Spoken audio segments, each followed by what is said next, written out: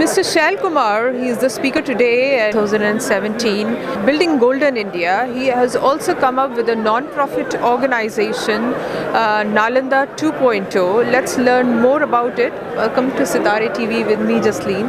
And tell us when Nalanda 2.0 came into existence and what does it do?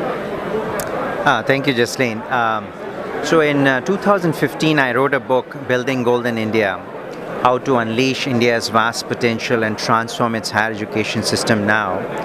It's a book that talks about, I briefly mentioned in my speech today, to solve India's demographic challenges and opportunities. India has to really make its higher education system world class. And in the book, I mentioned 5 big ideas that can make it happen. And so the Nalanda 2.0 is a non-profit think tank with the focus of making India's higher education system world-class. So as part of that effort, we are doing research, we're conducting various presentations, but we're essentially informing policymakers and educating stakeholders as part of that effort. So, IIT has been a great institution. You are from IIT Kharagpur, which is one of the premier institutions. I think it was established way back in 1950, one of the first IIT institutes in India. And you have had the privilege, I would say, of a world-class education. So tell us, among these so many masses, India has a big population. How can people target to be at IIT?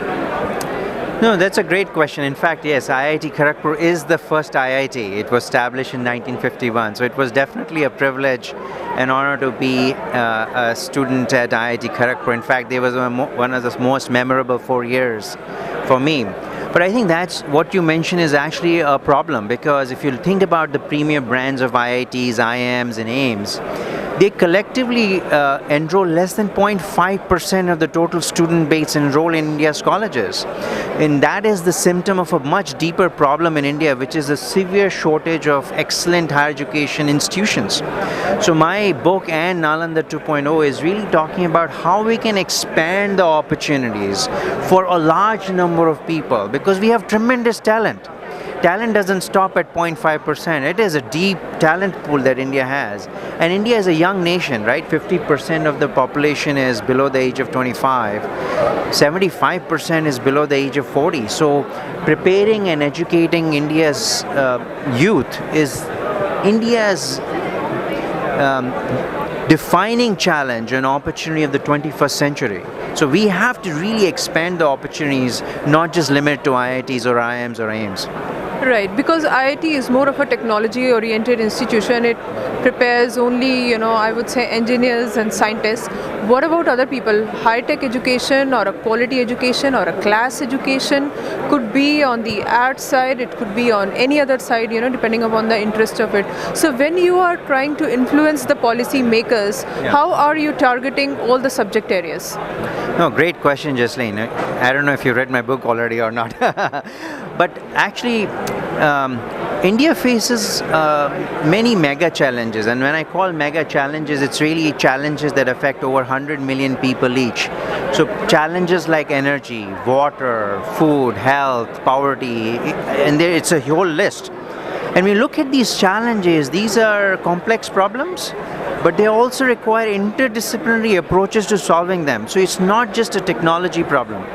Energy is just not merely a technology problem. It's a combination of sociology, economics, legal, business, all of those. So one of the big ideas that I'm proposing for India is we need to have 50 to 100 world-class multidisciplinary research universities like a Berkeley or a Stanford or a Harvard in India that we don't have any yet.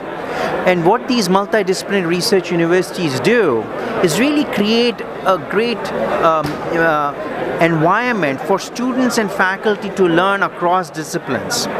Learn in various disciplines. So there's not just expertise in technology and engineering, there's expertise in economics and law and arts and humanities and liberal arts. All of those things are really important for the nation. Absolutely, no question about it. So we have to change our model. Our model is still looking at narrow, unidimensional institutions like IITs or IIMs or AIMS or NIITs. They are very, very narrow.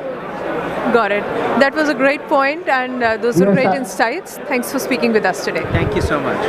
Pleasure.